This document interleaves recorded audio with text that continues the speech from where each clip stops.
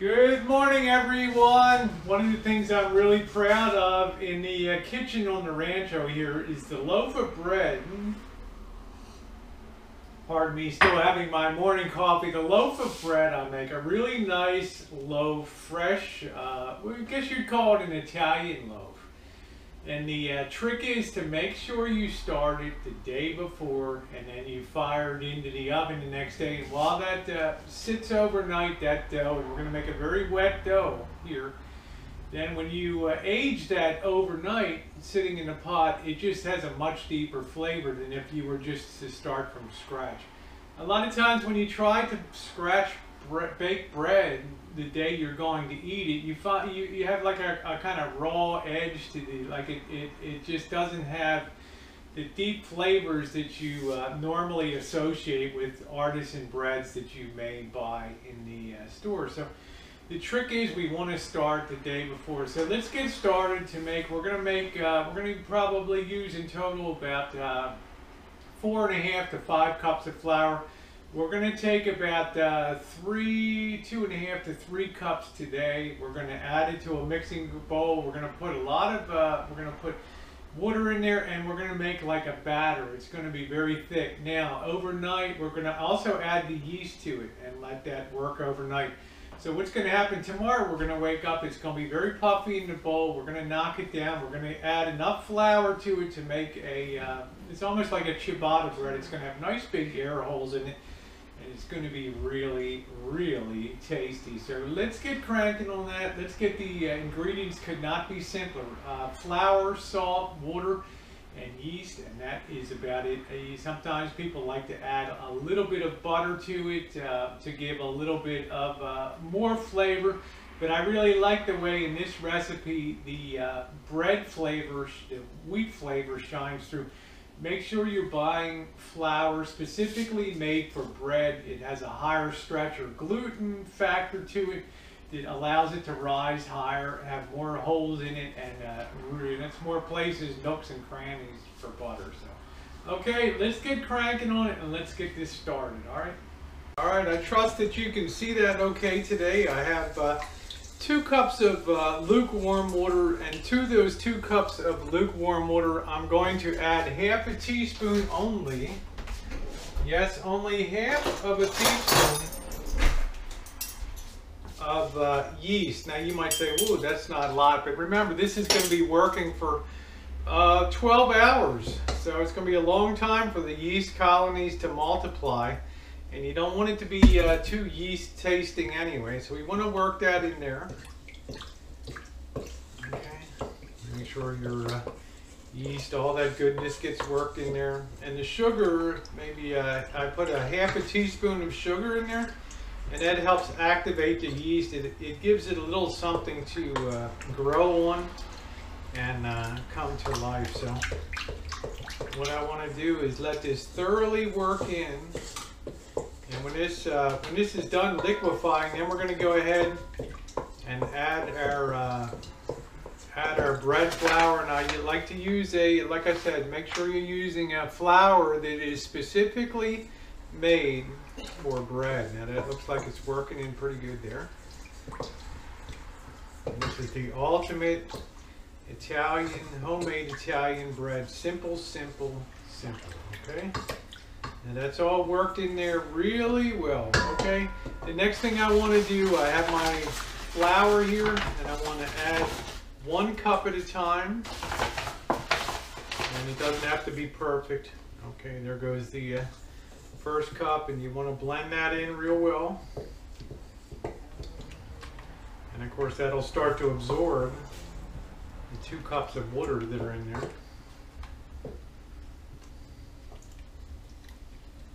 Okay, work that in really well. Okay, you want to try to have a smooth batter. Okay, that's all. You see how liquidy that is, and that flour is all dissolving nicely. Now we're gonna go ahead and add cup number 2. You don't have to sift it or anything. You don't have to be perfect with measuring it out. Go ahead and add that in. I'm going to cover the yeast. Oh, pardon me. Cover the yeast. Move that out of the way for right now, so nothing happens to that glass. I'm known for my butter fingers there. Okay, and you can see how nice and liquidy that looks. See that? A nice consistency. And it's almost like a batter bread. That's the way it starts out. But this makes an incredibly tasty bread. Now we're going to add we're going to add a half of a cup now. We want it to have a liquid consistency. We don't want it to be too dry. Okay, but we want to get most of our flour into it.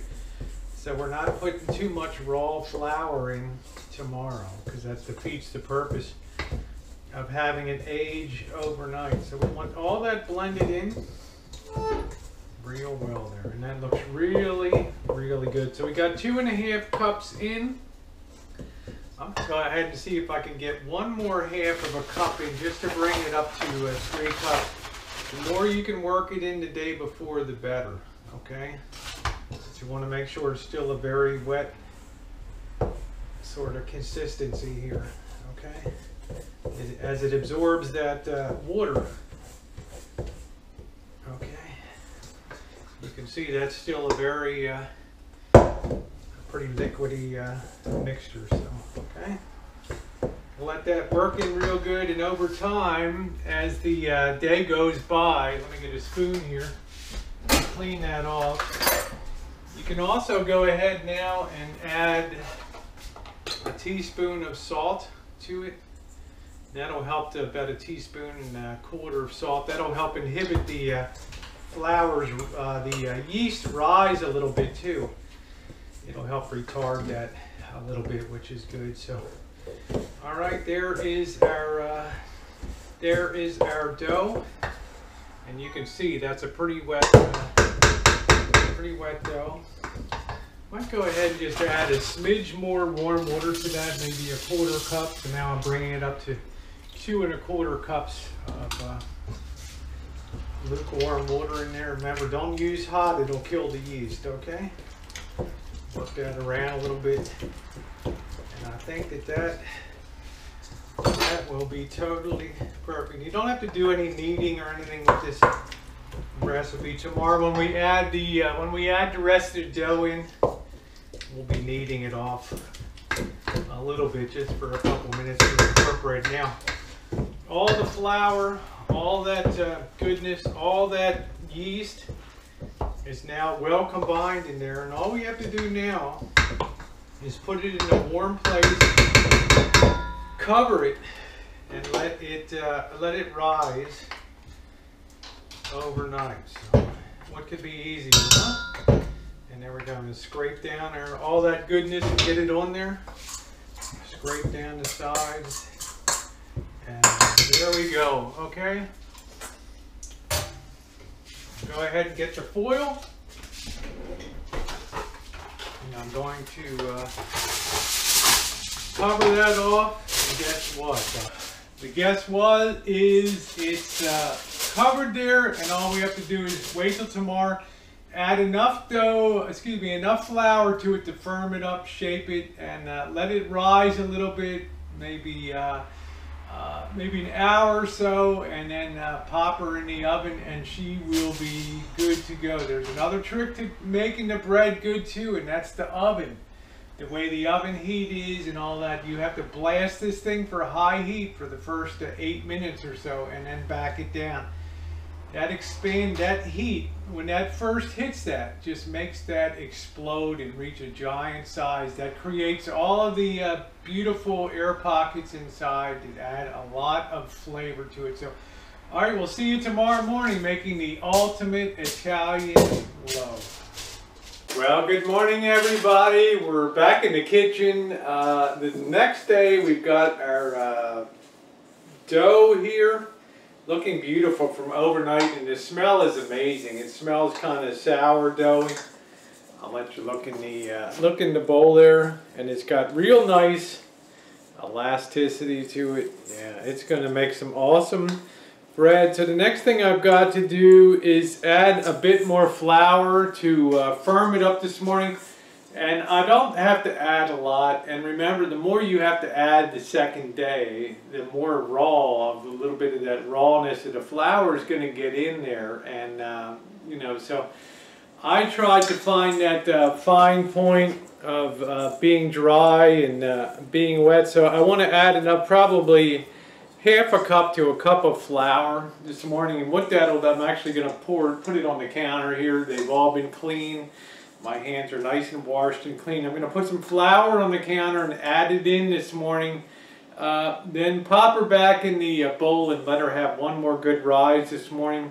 Then this afternoon I'm going to take it out and shape it, stick it on the pan here, and then we're going to bake it up. So, all right, let me get it on the counter, and we'll get the next step underway here on this great, the best homemade Italian loaf bread you ever gonna have. Okay guys, we are on the overhead can this morning, and I went ahead and I put about 3/4 of a cup of flour into the bowl here. I'm now going to go ahead and get that incorporated, and I think that's going to be the last bit I'm going to have to add. And the trick is, I want to make sure that this is going to be able to hold its shape when I stick it on the pan here. So I don't want too much flour in it, but I'm punching it through. So I don't want it to overwhelm all those good flavors in here. But this extra flour will give the yeast a little treat this morning, a little something extra to get them fired up today, which is nice. I'm incorporating all of that goodness in there. Oh yeah. Okay. All right. Put that on the counter now and just kind of work that a little bit in there. Get it all fired in, all that luscious flour goodness, get her in there. And yeah, I think that's going to be real good here. And then I'm going to stick that back in the bowl, and I'm going to let it have a nice other rise today. So there we go. Okay, let that rise off for about 2 or 3 hours, and then we'll be back to form it and then get her baked off. So yep, stay tuned. All right, look who came in to assist with the bread today. Janet, the guest in Kitchen Stadium here. Every time you come in, it's like crazier than hell.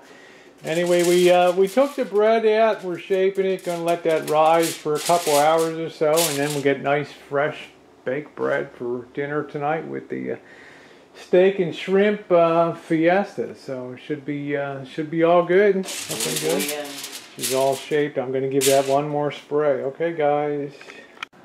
Okay, guys. The bread's been rising about an hour here. It's been plated up really good on the panned up real good. You can see how awesome it is. Now, I want to do now. It's really critical that you have your oven temperature as high as it will go, because for the first 8 minutes or so, you need to blast your bread with maximum heat. That excites the yeast tremendously and causes a really rapid expansion of the bread, creating the air hole, the pockets of the empty pockets of air inside of it, the air holes and stuff inside the bread. So gotta have it high, gotta have it as high as possible, and I have a convection oven, so mine goes up to about 650 degrees. I wish it went to 800 degrees, and that's why I'm going to build a wood-fired oven here. But I'm now going to take the, let's point the camera down a little bit here. Maybe you can get it all in. I'm now going to take the water bottle, and I'm going to spray this real well on top of it, and that water will keep the crust from setting for those first couple minutes when it rises. So here we go. It is now in the oven And I'm going to set the timer for about 8 minutes because I do not want it to burn on there. And then we're going to back it off to about 400 degrees for about 40 minutes or so. So yeah, okay, we are underway and baking off the best loaf of Italian bread you ever had. So stick with me. We'll take a little check through the window if we can. Don't ever open it when it's baking because you know, you could deflate the loaf and we don't want that to happen. Okay? Yes. The Missy Jen's going to open up that so we can have a little peek at the bread. You can see how beautiful that's browning off there. Just gorgeous. So we got about 10 more minutes to go and that'll be good eating for tonight, huh? So, alright. Awesome. There it is, guys. There is the finished Italian loaf. Perfectly shaped. Absolutely gorgeous color. Wonderful, wonderful, wonderful. It's going to be very good eating with dinner tonight. You know, guys, making great homemade bread, and especially a nice loaf bread like this, can be as easy or as complicated as you want it to be. The trick is, make sure that you start the night before so that your dough can get some age to it. Have you ever noticed when people bake bread that they make from scratch the same day, it always has sort of a lighter color to it, but if you look at the color of this, the brown in there, and it is just gorgeous, and even now under the fluorescence, it's even making that look white, but dough that's aged overnight, 2 days, then baked off, has a nice, rich, deep brown color like this does. Anyway, everybody, thanks for being here. My friends are certainly going to enjoy this with me tonight, having this for dinner. Thanks so much for watching, and stay tuned for the next episode of Baking with Rosie. Thanks, everybody. Mwah.